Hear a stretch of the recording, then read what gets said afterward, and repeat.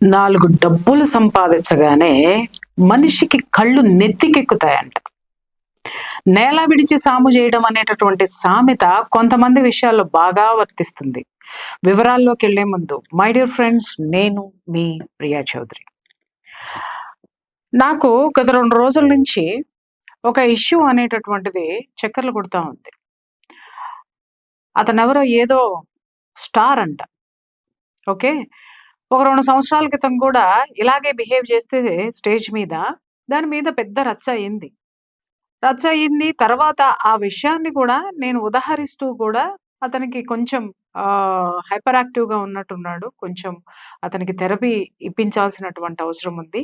సమాజం ముందుకు వచ్చేటప్పుడు కొన్ని పద్ధతులుంటాయి. పద్ధతులు నేర్పిస్తే బావుంటుందని 2 సంవత్సరాల కిందట నేను కూడా మాట్లాడినటువంటి సందర్భం. అయితే మళ్ళీ ఇంకొక సందర్భం ఆ దరిద్రం వస్తదని నేను అనుకోలేదు. కానీ వచ్చింది. నేను మాట్లాడాలి. ఎందుకు మాట్లాడాలో కూడా నేను చెప్తాను. ఒక స్టేజ్ మీద అక్కడ ఒక పెద్ద డైరెక్టర్ కూర్చొనున్నాడు. 'జేఎన్‌సీ పరాంజీ'. ఓకే. ఒకప్పుడు పెద్ద డైరెక్టర్ ఆయన. ఆ తర్వాత ఇంకొక యాక్టర్ కూర్చొనున్నాడు 'జెడి చక్రవర్తి'. ఆ తర్వాత ఇంకెవరో కూర్చొనున్నారు. ఈ పెద్ద మనిషి స్టేజి మీద అతి నికృష్టమైనటువంటి ఒక పాట పాడుకుంటూ నుంచున్నాడు.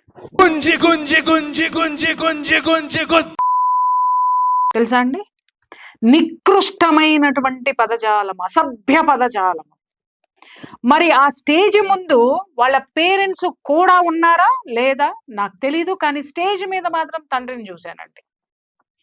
ఆ పాట వచ్చినప్పుడు నాకు మా ఇంట్లో వాళ్ళు ఒకళ్ళు గుర్తు చేశారనమాట. నిన్న ఒక పాట వస్తుందమ్మా, అది కొంచెం అభ్యంతరకరంగా ఉంది కొంచెం అనంటే, నేను చూశాను ఆ పాటని. చూస్తే నిజంగా ఒళ్ళు ఇట్లా జలధరించింది నాకు.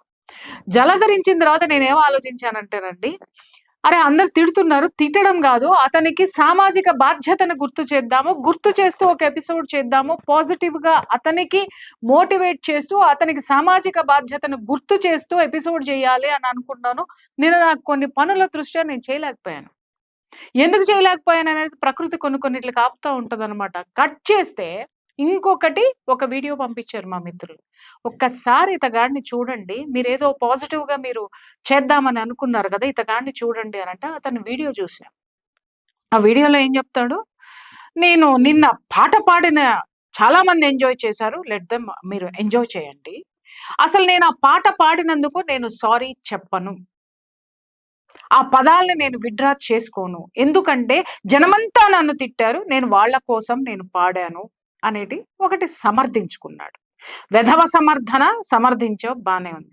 దాని తర్వాత ఇప్పుడు నేను ఇప్పటికిప్పుడు కూర్చొని ఎపిసోడ్ చేయడానికి కూడా నాకు వచ్చినటువంటి అరికాలి మంట నెత్తికెక్కింది ఎక్కడంటే, ఒక జర్నలిస్ట్ వేముల అశోక్ అనేటటువంటి ఒక జర్నలిస్టు, సీనియర్ జర్నలిస్టు ఇతగాడి మీద ఒక వీడియో చేసి పెట్టాడు. ఖచ్చితంగా స్పందిస్తారు. సామాజిక బాధ్యత ఎంత కడుపు మండితే మాట్లాడి ఉంటుంటారు. అతను నిజంగానే చెప్తున్నా, అడ్రస్ చేశాడు. నీ తల్లిదండ్రులను అడ్రస్ చేశాడు, సమాజాన్ని అడ్రస్ చేశాడు, నిన్ను అడ్రస్ చేశాడు. అది అతని బాధ్యత. నువ్వు పాడినటువంటి బూతులు మాత్రము సమాజం తీసుకోవాలి. సమాజం మీద నువ్వు విషం వెళ్ళగొక్కేస్తావు నిన్ను తిట్టారని. మరి నువ్వు సమాజంలో మా పిల్లలకి నువ్వు నేర్పేటటువంటి భాషను ఒక స్టేజ్ మీద పెట్టినప్పుడు ఒక బాధ్యత, ఒక తండ్రిగా వేముల అశోక్ స్పందించాడు. ఒక జర్నలిస్ట్ గా సామాజిక బాధ్యత ఉండి స్పందించాడు. అది ఆయనేమి టీవీ డిబేట్లో స్పందించలా. ప్రత్యేకించి ఆయన పర్సనల్ గా వీడియో చేసి మరి పెట్టాడు. ఆయన పెట్టినందుకు ఈ పెద్ద మనిషి ఏమన్నాడు? రేయ్, నీ సంగతి చూస్తా అన్నావు. ఏంటి? ఏం చూస్తావు అంటే జర్నలిస్టులకే నువ్వు ఛాలెంజ్ చేసి చిటికలేసి మాట్లాడేస్తావా అంటే నీకు నీ పెంపకల్లో ఇప్పుడు నేను మాట్లాడుతున్నాను, అడ్డు అదుపు లేకుండా పెంచేశారు. ఇంకొక మాట నువ్వు మాట్లాడావు, నేను ఎవరి పట్ల నేను అనుచితంగా ప్రవర్తించని వాటి జోలికి ఎవరు వెళ్ళలేదు. ఎందుకంటే నువ్వు ప్రవర్తించలేదు కాబట్టి అక్కడ నిన్నెవరు టచ్ చేయలేదు. ఇంకొక విషయము, మళ్ళీ తీరిగ్గా నేను అన్ని ఏమేమి ఉన్నాయా అని చెప్పేసి చూసుకుంటూ వస్తే, ఈ పాట పాడిన తర్వాత సదరు ఈ స్టార్ యొక్క తండ్రి గారు స్టేజ్ మీద నిలబడి మాట్లాడుతున్నారు ఏంటంటే, గుంజి గుంజి గుంజి బాగా పాడినవురా. గుంజి గుంజి గుంజి గోప పగలగొట్టావు, ఇరక్కొట్టావు, చాలా బాగా చేసావు. And Chandra, all the best నాన్న. అంటే అర్థం ఏంటి? తండ్రి దగ్గరుండి లిరిక్ రాయించాడా? లేకపోతే తండ్రి దగ్గరుండి ప్రాక్టీస్ చేయించాడా? లేకపోతే తండ్రి జనం మీదకి వదిలాడా? మరి తల్లిదండ్రుల్ని ఎందుకు అనరు? అశోక్ జర్నలిస్ట్ అశోక్ ఎందుకు మాట్లాడ్డావు? అందుకే ప్రస్తావించాడు అతను.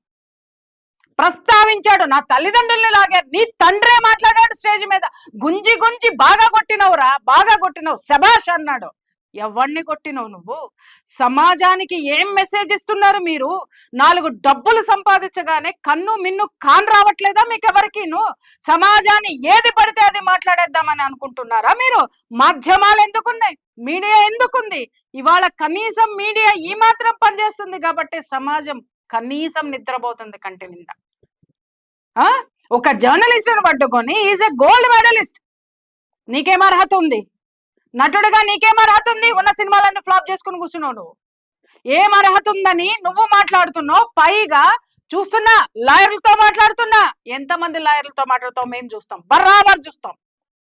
ఈ రోజు నేను చెప్తున్నాను, ఏ జర్నలిస్ట్ అయితే నువ్వు తిట్టావో ఇంకొక జర్నలిస్ట్ గా చెప్తున్నాను, మొత్తం జర్నలిస్టులను అందరం కూడా అశోక్ కి మద్దతు ఇస్తున్నాం. నువ్వు మాట్లాడినవి ఖండిస్తున్నాం. చూస్తావా చూస్తావా? నేను ఇక్కడ ఒక్కదాన్ని కూర్చొని మాట్లాడటలేదు. రేపు నువ్వు చెప్పినావు కదా 24 గంటలు టైం ఇస్తున్నాను నీకని అన్నావు కదా, మేం కూడా అదే చెప్తున్నాం. నీ వర్డ్స్ ని విత్డ్రా చేసుకోకపోతే, నువ్వు పాడినటువంటి పాట ఏదైతే ఏ దరిద్రపు భావజాలం అయితే ఉందో ఆ భావజాలాన్ని వెనక్కి తీసుకోకపోతే, స్టేజ్ మీద సారీ చెప్పాడు, లేకపోతే అతను అక్కడ ఏదో చెప్పాడు అని మాట్లాడారు. సారీ చెప్పినటువంటి వాడు మళ్ళీ ఈ వీడియోలో ఎందుకు చేశాడు? ఆ వీడియోలో స్పష్టంగా చెప్పాడు, నేను విత్డ్రా చేసుకోవట్లేదు అనేసి. ఎంతమంది ట్రోల్ చేస్తున్నారని. ఎందుకు చేయరయ్యా? సమాజం మీదకి వదిలినప్పుడు భరించాల్సింది సమాజము. భరించవలసిన ఇప్పటికే దరిద్రమైన సినిమాలు, దరిద్రమైనటువంటి స్క్రిప్టులతోటి యువతని ఎందుకు పనికి రాకుండా నాశనం చేస్తున్నారు. ఇంకా అది చాలదన్నట్టుగా భావజాలాన్ని కూడా భ్రష్టు పట్టించేస్తా అన్నాడు. దరిద్రమైనటువంటి భావజాలాన్ని తీసుకొని వచ్చి బలవంతంగా సమాజంలో రుద్దుతున్నారు. ఆ సినిమా డైరెక్టర్ని అడుగుతున్నాను, ఆ సినిమా ప్రొడ్యూసర్ని అడుగుతున్నాను, ఎవడి కడుపులు కొడదామని వచ్చారు మీరు?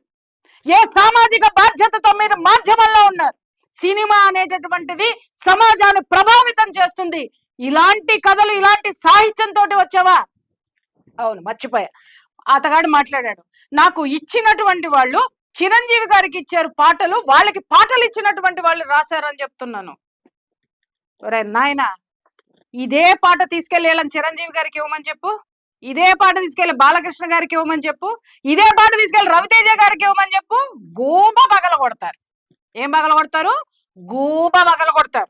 ఎందుకో తెలుసా? ఇంతవరకు నీకంటే నిన్న అసలు వాళ్ళతోటి ఇది చేయడం, వాళ్ళు పోటుగాళ్ళు. అలాంటి వాళ్ళు ఎప్పుడైనా సరే స్టేజ్ మీద నీలాగా బిహేవ్ చేశారా? వాళ్ళు ఈ స్థాయికి వచ్చి సెంచరీలు కొట్టారు. 100 సినిమాలు, 150 సినిమాలు చేసినటువంటి ఆ హీరోలు ఎవరు కూడా మాధ్యమ జర్నలిస్టుల్ని కానీ, లేకపోతే ఆ స్టేజ్ మీద జనం ముందుకు వచ్చేటప్పుడు కానీ వాళ్ళ బాడీ లాంగ్వేజ్ ఎలా ఉంది, వాళ్ళ మర్యాద, సమాజానికి వాళ్ళు ఇచ్చేటటువంటి మర్యాద ఎలా ఉంది? ఏ రోజునైనా చిరంజీవి గారు ఒక్క జర్నలిస్ట్ని తిట్టినట్టు చెప్పండి. నేను నిజం చెప్తున్నాను, ఒకానొక ఛానల్ పరంగా ఆయన చాలా చాలా ఇబ్బంది పడ్డారండి ఒకప్పుడు. చాలా అంటే చాలా. అసలు ఆయన నిజంగా ఆయన కాబట్టి తట్టుకున్నారేమో. ఒక్క మాట కూడా ఆ ఛానల్ని కానీ జర్నలిస్ట్ కానీ మాట్లాడలేదు. ఎందుకో చెప్పనా? ఆయనకి తెలుసు సమాజంలో ఆయన ఒక్క మాట మాట్లాడితే అది ఎలాంటి ప్రభావం చూపిస్తుందో అని. బాధ్యత. శివుడు గరళం మింగినట్టు అవమానాన్ని మింగి తట్టుకొని పైకొచ్చి నిలబడ్డాడు తప్ప, నీలాగా నోరు పారేసుకుని మళ్ళీ పైగా వాళ్ళతో పోలుస్తాడు మీ నాన్న. వాళ్ళతో పోల్చుకుంటావు నువ్వు. వాళ్ళ కాలి గోటికి సరిపోతావా నువ్వు?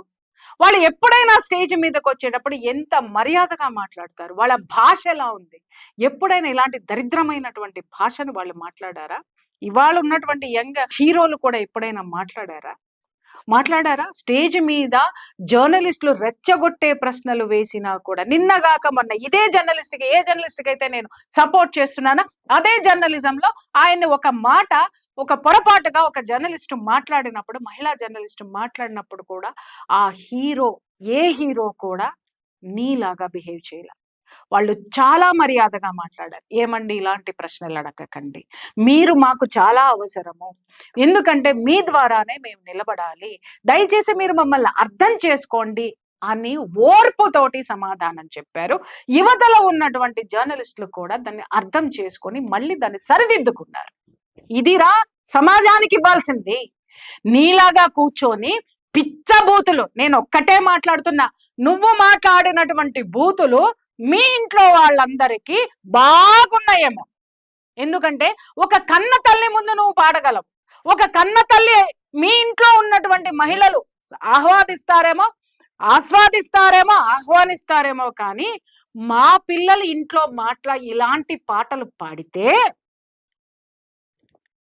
ఈపి బద్దలైపోతుంది. అవమానంతో తల కూడా పైకెత్తుకోలేం మేము. అర్థమైందా?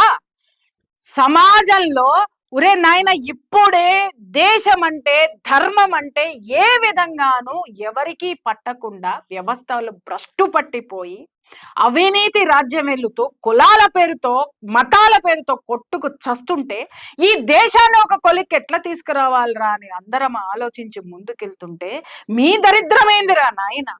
భాష ఏంటిరా? సాహిత్యం అనేది ఒకటి ఏడ్చింది. తెలుగు భాష దేశ భాషలందు తెలుగు లెస్స అన్నాడు. ఎవరో? శ్రీకృష్ణదేవరాయలు, కన్నడ ప్రభు, మన తెలుగు సామ్రాజ్యాన్ని కూడా పరిపాలించినటువంటి ఆయన. అసలు తెలుగు భాష మీద ఎంత అద్భుతమైనటువంటి కవితని చెప్పినటువంటి సందర్భాలు ఉన్నాయి.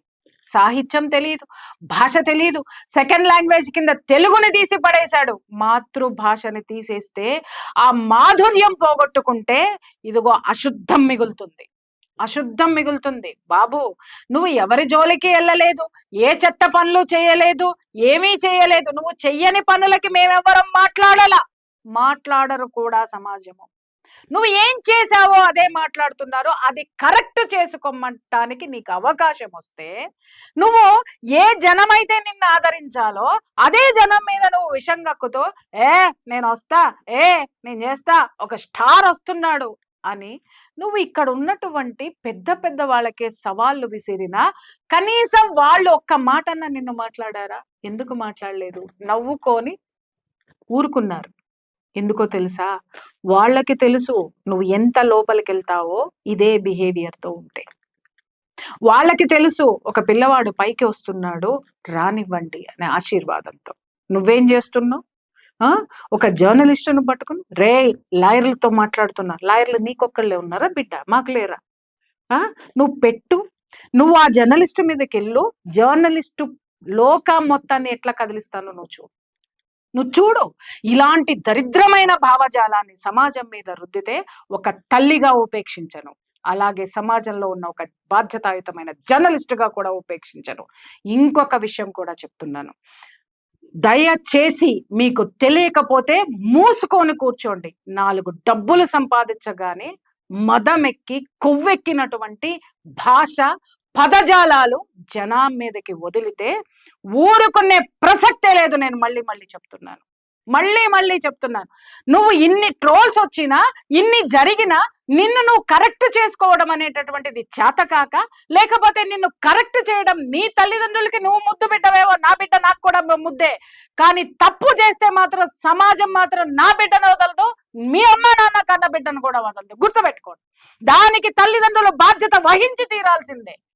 ఒక తండ్రి అయ్యుండి ఆ భాష కొడుకు మాట్లాడుతుంటే ఇది తప్పు అని వారించవలసినటువంటి తండ్రి స్టేజ్ మీద నిలబడి గుంజి బాగానే మాట్లాడినావురా అన్నారు. ప్రభాకర్, మీ మీద ఒక అభిమానం ఉండేది నాకు, పోయింది. అది మొత్తం పోయింది.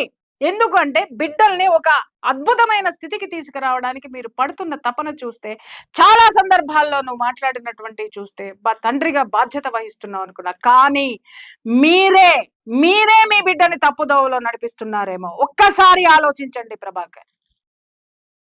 ఇదే భాష మా ఇళ్లలో మా పిల్లలు మాట్లాడితే ప్రతి తల్లి నీ కొడుకునే తిట్టుకుంటుంది, ప్రతి తండ్రి నీ కొడుకునే తిట్టుకుంటాడు, ప్రతి ఒక్కళ్ళు నీ బిడ్డని తిడతారు. ఇలాంటి శాపాలు ఇస్తావా నువ్వు? నీ బిడ్డకి నేర్పాల్సిందేంటి? సమాజాన్ని అద్భుతమైనటువంటి శక్తిగా ఎలా మార్చుకొని ఒక అద్భుతమైనటువంటి స్థితిలోకి ఎలా రావాలని నేర్పాల్సింది పోయి ఏం నేర్పుతున్నావు నీ బిడ్డకి?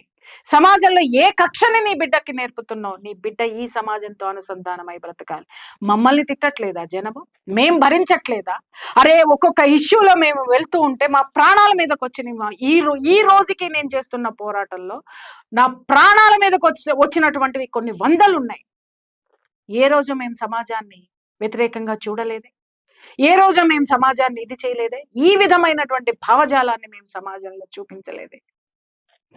సమాజం బాగుపడాలనే ప్రయత్నిస్తున్నాం. బాగుపడే దశగా ముందుకు తీసుకెళ్తున్నాం. మిస్టర్ స్టార్, నేను చెప్తున్నాను, నువ్వు స్టార్గా ఎదుగు. మంచి మల్టీ టాలెంటెడ్ అని నేను విన్నాను.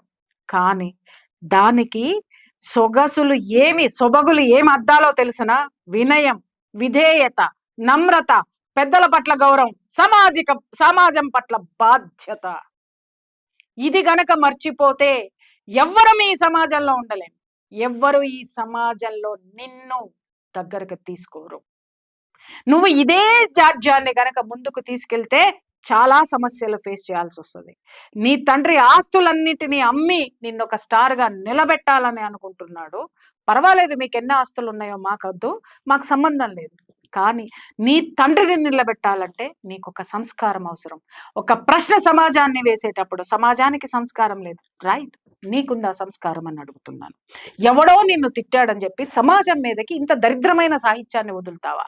నిన్ను కాదు అనాల్సింది, ఈ సాహిత్యాన్ని నీకు ఇచ్చినటువంటి ఆ రైటర్లు ఎవరో మా ముందుకు తీసుకురండి, లేదా పేర్లు ఇవ్వండి. ఏం చేయాలో అది చేస్తాం. భాషను భ్రష్టు పట్టించి ఒక దరిద్రమైనటువంటి భావజాలాన్ని బలవంతంగా జనాల మీదకి రుద్దే మరో ప్రయత్నం జరుగుతుంది. సాగనిచ్చే ప్రసక్తే లేదు. గుర్తుపెట్టుకోండి. మీరేం సృష్టికర్తలు అనుకుంటున్నారా? రూలర్స్ అనుకుంటున్నారా? అరే, నీకంటే పెద్ద పెద్ద స్టార్స్ ఉన్నారు. వాళ్ళు సమాజానికి ఇచ్చేటటువంటి విలువేంటో గుర్తుపెట్టుకోండి. వాళ్ళ మీద ఎన్ని విమర్శలు వస్తున్నాయి, వాళ్ళ విమర్శల్ని ఎప్పుడూ కూడా విధేయతతోటి తిప్పి కొడుతున్నారు తప్ప నీలాగా ఎగిరెగిరి పడలే. సామెత ఉంది కదా, అన్నీ ఉన్న ఇస్తరాకు అణిగి ఉంటే ఏమీ లేని ఎగిరెగిరి పడుతుందంట. గుర్తుపెట్టుకో నాన్న, నీకు మంచి ట్రీట్మెంట్ అవసరమో ఆ ట్రీట్మెంట్ ఎక్కడ ఇవ్వాలనో మీ పెద్దలను అడిగితే, అలాగే కొంతమంది పెద్దలను అడిగితే వాళ్ళు చెప్తారు. నువ్వు గొప్పవాడివే. ఆ గొప్పతనాన్ని ప్రదర్శించే వ్యవహారం మాత్రం ఇది కానే కాదు. ఇంకొకసారి చెప్తున్నా, జర్నలిస్టులు తప్పు చేస్తే ఖచ్చితంగా ప్రశ్నించండి, దాన్ని సరిదిద్దుకొని ముందుకెళ్తాం. కానీ బెదిరింపులకు దిగితే మాత్రం ఊరుకునే ప్రసక్తే లేదు, ఉపేక్షించే ప్రసక్తే లేదు. ఖబర్దార్.